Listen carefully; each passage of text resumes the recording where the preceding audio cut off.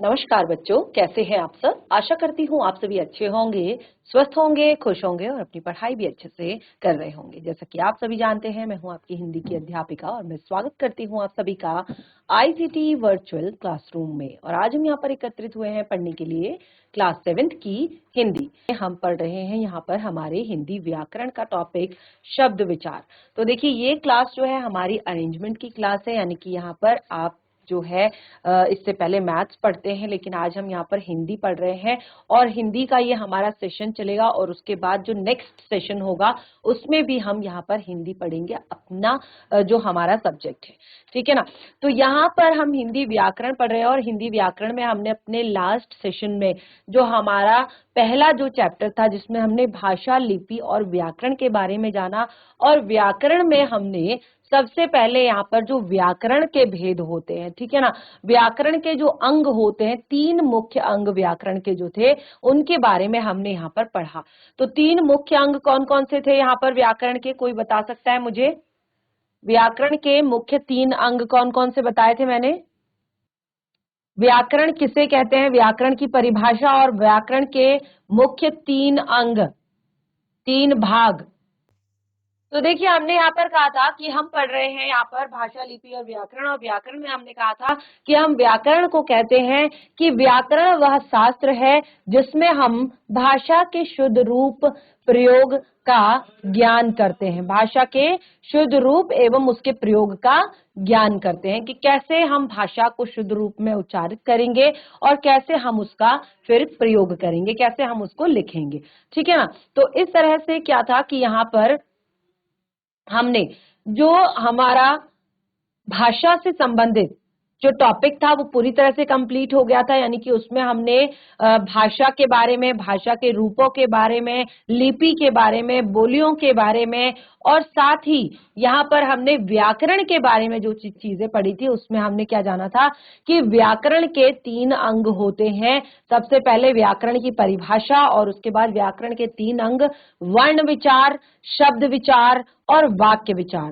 तो last session में जो हमने टॉपिक पढ़ा था वो था हमारा वर्ण विचार, यानी कि व्याकरण का पहला अंग, पहला भाग वर्ण विचार, जिसमें हम क्या करते हैं, जो भाषा की सबसे छोटी इकाई है वर्ण, उसके आकार, उसकी आकृति, उसकी बनावट और उसके उच्चारण का ज्ञान करते हैं। ठीक है ना, कि किस तरह से ये आकार इसका होगा, किस तरह से इसकी आकृति होगी, कैसे इसका उच्चारण होगा, इन सब चीजों का हम ज्ञान करते हैं। तो उसमें हमने वहां पर जो है वर्ण विचार टॉपिक जो कंप्लीट कर लिया था। वर्ण विचार में हमने वर्ण किसे कहते हैं, वर्ण की परिभाषा और उसके बाद वर्णों के भेद हमने यहाँ पर पढ़े थे। तो वर्णों के भेद में मैंने वर्णों के मुख्य रूप से 2 भेद आपको बताए थे। कौन कौन से? स्वर और व्यंजन। क्या पढ़ा था हमने? स्वर और व्यंजन। तो स्वर में हमने कहा था जिसके उच्चारण में हमें किसी अन्य ध्वनि की सहायता या अन्य किसी स्वर की सहायता नहीं लेनी पड़ती, उसको स्वर कहते हैं। जैसे अ, आ, ई, उ, ऊ, री, ए, आई, ओ, औ, ये हमारे स्वर, जिनकी संख्या बताई थी 11। टोटल 44 वर्ण हिंदी व्याकरण हिंदी में, और जिसमें 11 स्वर और 33 व्यंजन। ठीक है ना। क्या बताया था? 11 स्वर और 33 व्यंजन। और व्यंजनों को क्या कहा था कि जिनका उच्चारण स्वरों की सहायता से होता है। और उसके बाद मैंने स्वर के भी आपको यहाँ पर भेद बताए थे। आपका ह्रस्व स्वर, दीर्घ स्वर, प्लुप्त स्वर। ह्रस्व स्वर वो होता है जिसके उच्चारण में बहुत कम समय लगता है। दीर्घ स्वर वह होता है जिसके उच्चारण में ह्रस्व की अपेक्षा दुगना समय लगता है। और उसके बाद हमने प्लुप्त स्वर के बारे में पढ़ा था जिसमें जो है दीर्घ की अपेक्षा भी और ज्यादा समय लगता है। तो ये 3 चीजें हमने यहाँ पर पढ़ी थी स्वर के भेदों में। उसके बाद हमने व्यंजन को पढ़ा और व्यंजनों में हमने कहा कि जिनका उच्चारण हम स्वरों की सहायता से करते हैं उसको हम क्या कहते हैं? व्यंजन कहते हैं, जिसका उच्चारण हम स्वर की सहायता से करते हैं। ठीक है ना। तो ये मैंने आपको बताया भी था कि इस तरह से उच्चारण करके देखिए आप। ख, ठीक है। और इसी के आधार पर हमने क्या कहा कि इनका उच्चारण हम कैसे करते हैं? स्वरों की सहायता से करते हैं। ये स्वर है और इनका उच्चारण हम स्वरों की सहायता से करते हैं। क, ख, ग, घ। तो जो हमारा यहाँ पर उच्चारण जो हम कर रहे हैं क, ठीक है, तो क का उच्चारण जब हम कर रहे हैं तो उस टाइम पे जो है हमारा स्वर कौन सा आ रहा है, अ का। ठीक है, तो इसी तरह से आपने 12 खड़ियां पढ़ी होंगी बचपन में, और 12 खड़ी में आपने देखा होगा कि जब आप आ का उच्चारण करते हैं तो का, इह का उच्चारण करते हैं तो किह, और की का उच्चारण यानी कि बड़ी का उच्चारण करते तो की। ठीक है ना, तो इस तरह से हमने वहां पर अपना जो टॉपिक था हमारा वर्ण विचार कंप्लीट कर लिया था, और मैं आशा करती हूँ कि आप सभी को अच्छे से समझ में भी आया होगा। और मैंने आप लोगों से कहा था कि पूरे टॉपिक को घर पर एक बार रिवाइज करें, कोई भी डाउट हो तो उसे नेक्स्ट सेशन में जरूर क्लियर करें। तो इस तरह से आज हम अब शुरुआत करेंगे अपने नेक्स्ट टॉपिक की। अगला जो टॉपिक है हमारा शब्द विचार। अगला टॉपिक क्या है हमारा, शब्द विचार। देखिए वर्ण किसे कहते हैं और उसके बाद जो है वर्णों के कितने भेद होते हैं, वो सारी चीजें हमने क्लियर कर ली। और आज जो हम पढ़ने जा रहे हैं यहाँ पर वो है शब्द विचार। शब्द विचार में हमें क्या करना है, सबसे पहले तो हम जानेंगे कि शब्द होता क्या है। शब्द हम जानेंगे, शब्द होता क्या है, तो भाषा की लघुत्तम स्वतंत्र इकाई को शब्द कहते हैं। तो या जैसे हमने कहा एक या अनेक वर्णों की, एक या भाषा की लघुत्तम स्वतंत्र इकाई को वर्ण कहते हैं। ये हम सुनेंगे, ये हम यहाँ पर लिखेंगे, ठीक है। और फिर उसके बाद हम कहेंगे एक या अनेक वर्णों की स्वतंत्र तथा सार्थक ध्वनि को शब्द कहते हैं। ठीक है ना, एक या अनेक वर्णों की स्वतंत्र तथा सार्थक। सार्थक क्या होता है, सार्थक यानी कि जिसका पूरा पूरा अर्थ निकलता हो, जिसका पूरा पूरा अर्थ निकलता हो उसको कहते हैं सार्थक। तो एक या अनेक वर्णों की स्वतंत्र तथा सार्थक ध्वनि को, ठीक है, स्वतंत्र तथा सार्थक ध्वनि को शब्द कहते हैं। क्या कहते हैं, शब्द कहते हैं। जैसे हवा, घर, काम। अब हमने सार्थक, जैसे सार्थक क्या हुआ, आपका ये वर्ण है म, ग, र, ठीक है, मिलाया मगर। ठीक है, अब देखिए हमने कहा कि च, ल, चल, ड, र, डर, म, त, मत। ठीक है, तो ये क्या है, ये सार्थक ध्वनियां हैं, यानी कि ये इस तरह से हमने इनको जोड़ा है कि इससे बिल्कुल आपको मीनिंग जो है, अर्थ जो है पूरी तरह से समझ में आ रहा है। चल, ठीक है, डर, मत, सारा मीनिंग जो है अच्छे से समझ में आ रहा है। ठीक है, जैसे अब यहाँ पर हम कुछ शब्दों को मिलान करेंगे, उ, प, व, न, उपवन। ठीक है, ये हमने कुछ अलग अलग तरह के शब्द लिया और इनको हमने क्या किया, जोड़ा, तो ये एक शब्द बना जिसे हमने कहा उपवन। प, न, घ, त, पनघट। ठीक है, ये आपका एक शब्द। ठीक है, तो यहाँ पर आप देख रहे हैं जब हमने कहा वर्णों की स्वतंत्र तथा सार्थक ध्वनि, सार्थक जो ध्वनियों का मेल होता है उनको हम क्या कहते हैं, शब्द कहते हैं। जैसे हवा, घर, काम, मगर, चल, डर, मत, उपवन, ये सब क्या है, ये शब्द है। ठीक है ना, अब देखिए शब्द भंडार। शब्द भंडार क्या होता है, अब शब्द क्या होता है ये तो आपको पता चल गया कि वर्णों का जब सार्थक मेल कराया जाता है, ठीक है ना, वर्णों का जब सार्थक मेल कराया जाता है तो फिर उसको क्या कहते हैं, शब्द कहते हैं। ठीक है, एग्जाम्पल के लिए जैसे मैंने क्या कहा, चल, घर, डर, मत, या फिर 3 अक्षर वाले जैसे मगर। ठीक है ना, अगर आप मात्रा वाला भी देखें तो आगरा, ठीक है, या महल, सूरज। ठीक है, तो ये क्या है, ये शब्द है। ये किससे बने हैं, वर्णों के सार्थक मेल से। किससे, वर्णों के सार्थक मेल से। जब वर्णों का सार्थक मेल कराया तो ये हमारे शब्द बन गए। ठीक है, तो अब शब्द किसे कहते हैं, देखिए वर्ण किसे कहते हैं, ये तो हमने बताया था कि भाषा की सबसे छोटी इकाई जो एक तरह से जिसके और अधिक टुकड़े नहीं किए जा सकते, वर्ण कहलाता है। और वर्णों का ही सार्थक मेल जो है शब्द कहलाता है, ये हमने बताया। अब देखिए हमने कहा शब्द भंडार।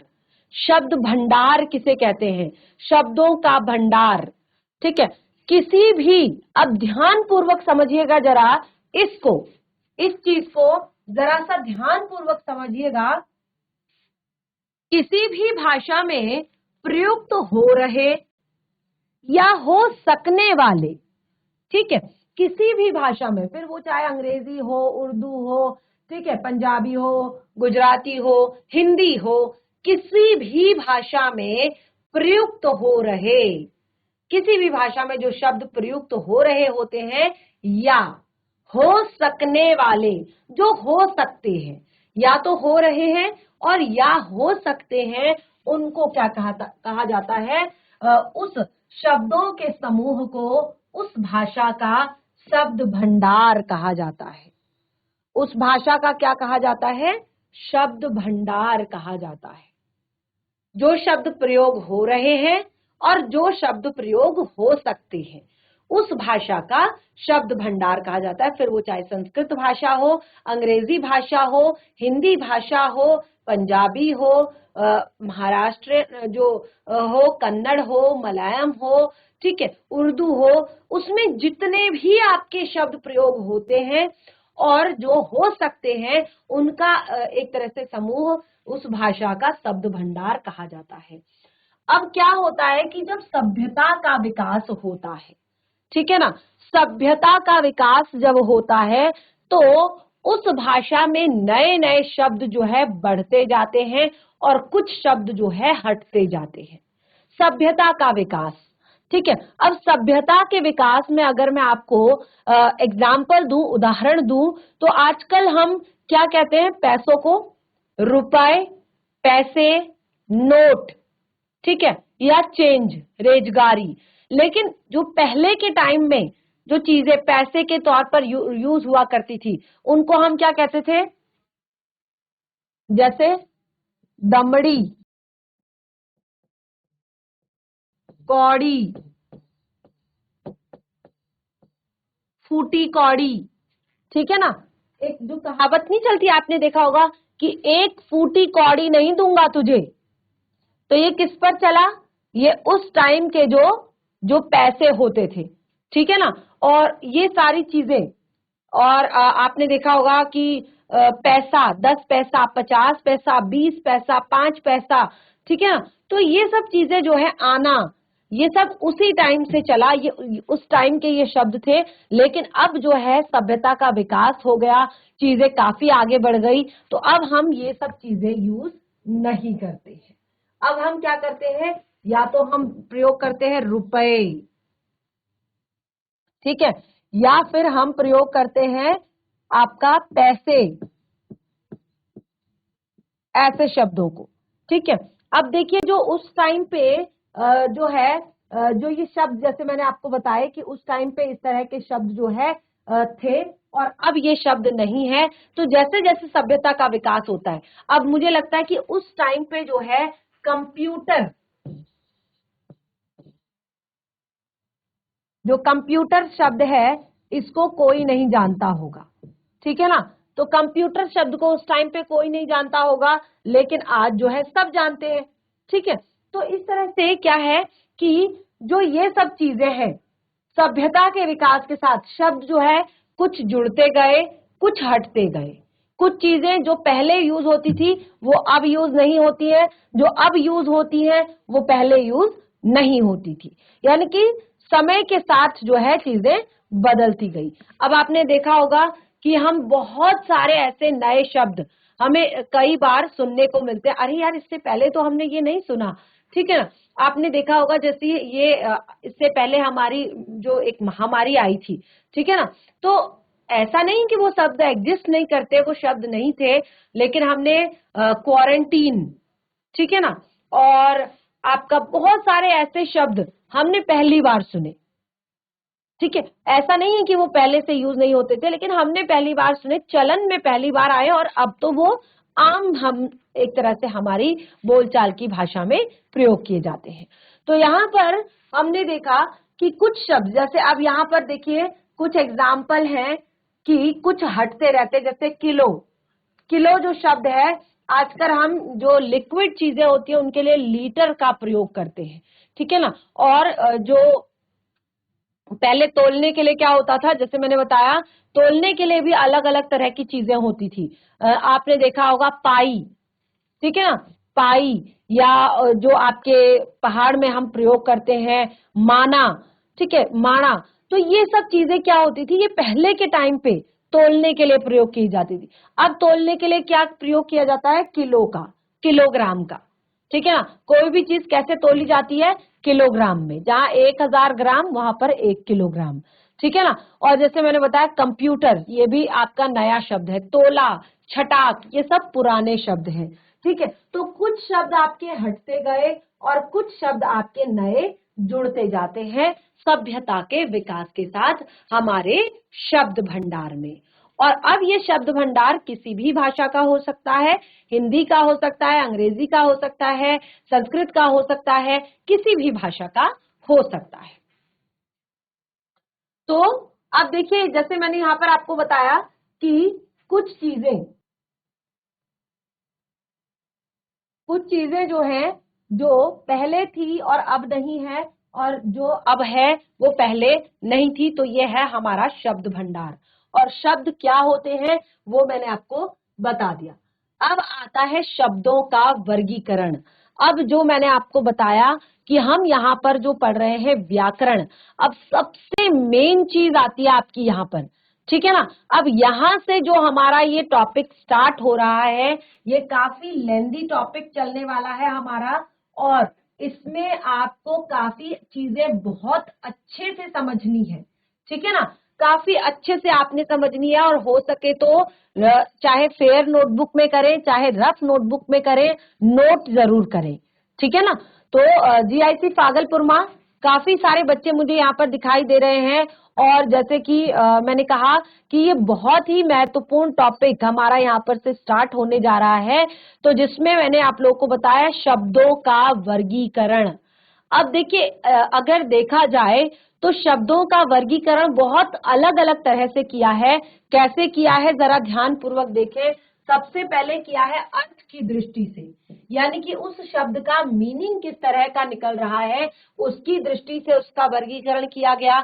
उसके बाद प्रयोग की दृष्टि से कि कैसा शब्द है, प्रयोग कैसे किया जा रहा है, तो उसकी दृष्टि से उसका वर्गीकरण किया गया। उसके बाद स्रोत, इतिहास, या इसको हम उत्पत्ति भी कह सकते हैं, ठीक है ना, स्रोत, इतिहास या उत्पत्ति की दृष्टि से शब्द, ठीक है। उसके बाद आता है हमारा रचना की दृष्टि से कि शब्दों की रचना कैसे की जाती है उसकी दृष्टि से। तो 4 तरह से तो ये हो गए। उसके बाद आता है व्याकरणिक विवेचन की दृष्टि से, ठीक है। एक तो हो गया इस तरह से हम, अभी आप ये मत सोचिएगा कि मैम ने फटाफट इसको आगे कर दिया, अभी ये सारी चीजें पढ़नी है हमने यहाँ पर, इसको डिटेल में पढ़ेंगे पूरा का पूरा। और ये काफी, मैंने बताया ना, काफी लेंदी होने वाला है टॉपिक, क्योंकि इसमें आप अभी ये सारी चीजें पढ़ेंगे, ठीक है। और ये सब चीजें यहाँ पर पढ़ेंगे, उसके बाद उत्पत्ति की दृष्टि से, उसके बाद रचना की दृष्टि से।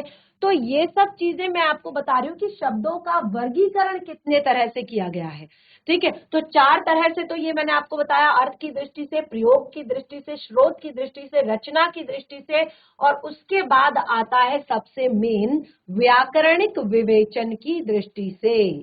व्याकरणिक विवेचन की दृष्टि से शब्दों का वर्गीकरण, यानी कि अलग अलग भागों में बांटना।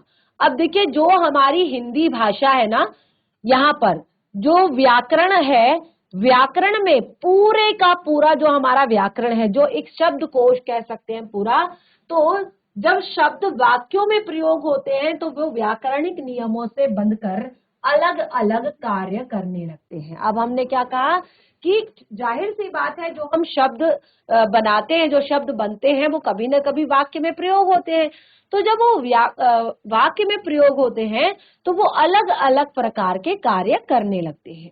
तो इस कारण कि हर एक शब्द का अलग काम है, हर एक शब्द अलग चीजें करता है, कोई क्रिया को दर्शा रहा है, कोई कर्म को दर्शा रहा है, कोई आपका वहां पर संज्ञा शब्द है, कोई सर्वनाम शब्द है, ठीक है, यानी कि अलग अलग चीजें। तो इस आधार पर यानी कि पूरी की पूरी जो व्याकरण है, व्याकरण पूरे के आधार पर शब्दों को 8 भागों में बांटा गया है। अगर हम कहें तो व्याकरणिक विवेचन की दृष्टि से शब्द को 8 भागों में बांटा गया है। व्याकरणिक विवेचन की दृष्टि से शब्दों को 8 भागों में बांटा गया है। किस दृष्टि से?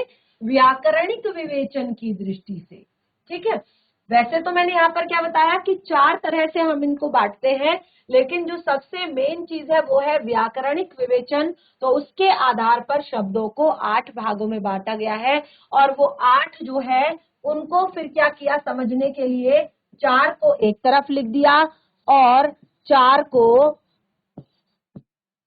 एक तरफ लिख दिया, ठीक है ना, ताकि आप लोगों को समझने में दिक्कत ना हो। तो उन चारों को भी 2-2 भागों में बांट दिया, एक में 4 और एक में 4। अब ध्यान से समझिएगा, जो पहला वाला 4 था, पहला वाला पार्ट था, उसको कहा विकारी, और उसमें 4 चीजें रख दी गई, संज्ञा, सर्वनाम, क्रिया, विशेषण। जो पहला भाग था उसमें 4 चीजें रखी गई, संज्ञा, सर्वनाम, क्रिया, विशेषण। और जो आपका दूसरा पार्ट था, ठीक है ना, जो आपका दूसरा पार्ट था उसमें भी 4 चीजें रखी गई। वो क्या था? उसको क्या कहा गया? उसको कहा गया अविकारी। दूसरा पार्ट उसको अविकारी कहा गया, और उसमें भी 4 चीजें रखी गई, क्रिया, विशेषण, संबंध बोधक, समुच्चय बोधक, विस्मयादि बोधक। तो ये हमने यहाँ पर शब्दों को बांटा, शब्दों को जाना व्याकरणिक विवेचन के आधार पर। तो अब देखिए यहाँ पर सबसे पहले, जैसे मैंने कहा कि व्याकरणिक विवेचन के आधार पर शब्द जो है 8 प्रकार के होते हैं, टोटल 8 प्रकार के होते हैं। तो आपने सुना है कभी यहाँ पर संज्ञा क्या होती है, सर्वनाम क्या होता है, विशेषण क्या होता है, क्रिया क्या होती है? अच्छा, संज्ञा की परिभाषा किसे आती है? वैसे ये टॉपिक काफी लेंथी है, इससे पहले बहुत सारी चीजें हमने पढ़नी है, लेकिन जस्ट फॉर कि आप लोगों को कितना आता है, कितनी चीजें पता है आपको, कौन बताएगा मुझे संज्ञा की परिभाषा? संज्ञा किसे कहते हैं? जीआईसी भागलपुर मां, बहुत ही इजी सा यहाँ पर मैं आप लोगों से प्रश्न कर रही हूं कि संज्ञा किसे कहते हैं, कौन बताएगा? Yes. My name is Lovely. Yes, lovely. Good morning, बच्चे. Good morning, ma'am. Yes. संज्ञा की डेफिनेशन मैम, किसी भी प्राणी, वस्तु, स्थानीय भाव के नाम को संज्ञा कहते हैं। जैसे राम, इस रामपुर, कोई भी स्थान हो गया, वस्तु। Yes. Very good. कौन सी क्लास के बच्चे हैं आप सभी? 7th. Very good. सारे बच्चे 7th क्लास के हैं? Yes ma'am. यस, ओके, बैठ जाइए, बहुत अच्छे। तो आपने कहा कि संज्ञा है किसी भी व्यक्ति, वस्तु, स्थान, प्राणी अथवा भाव के नाम को संज्ञा कहते हैं, ठीक है ना।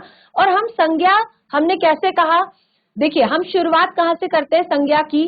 अगर आप लोगों को रटना नहीं है इसमें भी, ठीक है ना, अभी केवल एक बच्चे ने फटाक से, ऐसा नहीं कि बाकियों को नहीं आता है, काफी सारे बच्चे यहाँ पर बैठे हुए हैं क्लास में, और ऐसा नहीं है कि किसी को नहीं आता है, आता सबको है, लेकिन लगता है कि नहीं यार मैं गलत तो नहीं बोल रहा हूँ, कि ये गलत तो नहीं है कहीं, ठीक है ना। तो ऐसे नहीं सोचना है। तो ये कब होगा? जब आपको खुद पर कॉन्फिडेंस नहीं होगा, यानी कि आपको अपने ऊपर भरोसा नहीं होगा कि मुझे आता भी है कि नहीं आता है, ठीक है ना। तो इसके लिए क्या करना है कि आपको चीजों को रटना नहीं है, कोई भी चीज आपने रटनी नहीं है, आपने समझ कर पढ़ना है। जब आप समझ कर पढ़ना शुरू कर देंगे ना, तो फिर क्या होगा, तब आप भूलेंगे नहीं। और फिर जब एकदम से कोई एकदम से भी आपसे पूछेगा ना, तो आप अपने समझदारी से उत्तर देंगे, ठीक है ना। अगर रटा हुआ रहेगा वो तो आप भूल जाएंगे। तो जैसे मैंने कहा कि संज्ञा किसे कहते हैं, तो ये हमने बचपन में ही पढ़ा हुआ है कि एवरीथिंग, कुछ भी जो हमारे आसपास चीजें हैं। अब देखिए, जैसे आप क्लास में बैठे हुए हैं, आप क्लास में बैठे हैं तो आप अपने जो आसपास चीजें हैं उनको कैसे पहचानते हैं। कोई भी चीज जो आपके आसपास है, एक बार नजर घुमाइए चारों तरफ, कैसे पहचानते हैं आप अपने आसपास की चीजों को। आपके आगे टेबल है, चेयर है, आपके हाथ में पेन है, कॉपी है, पंखा है, ठीक है ना, आपकी सहेली है, आपके स्कूल में पेड़ पौधे हैं, आपके टीचर हैं, तो सबको आप नाम से पहचानते हैं, सबका अपना नाम है। इसका नाम पेन है, बुक है, टेबल है, चेयर है, बैग है, पेंसिल बॉक्स है, वाटर बॉटल है, आपके फ्रेंड का भी नाम है, ठीक है ना, जो आपके आसपास है, आपके टीचर्स, ठीक है ना। वैसे तो आप कहते हैं टीचर्स, लेकिन उनके भी स्पेसिफिक नेम है सबके, ठीक है। तो सारे एक, अगर आप समझ कर पढ़ेंगे तो आपके दिमाग में एक बात याद होनी चाहिए कि all naming words are called noun. जितने भी नाम वाले शब्द होते हैं सब क्या कहलाते हैं, संज्ञा कहलाते हैं, ठीक है। वैसे ये कॉमन प्रश्न मैंने यहाँ पर किया था, और अभी यहाँ तक पहुंचते पहुंचते हमें काफी टाइम लगेगा, क्योंकि इससे पहले हमने जो पढ़ना है वो ये पढ़ना है, ठीक है ना। तो इससे पहले हमने पढ़ना है यहाँ पर कि अर्थ की दृष्टि से कितने भेद होते हैं, प्रयोग की दृष्टि से कितने भेद होते हैं, स्रोत, इतिहास या उत्पत्ति की दृष्टि से शब्दों के कितने भेद होते हैं, रचना की दृष्टि से शब्दों के कितने भेद होते हैं, और उसके बाद आएंगे हम अपने इस नेक्स्ट टॉपिक पे।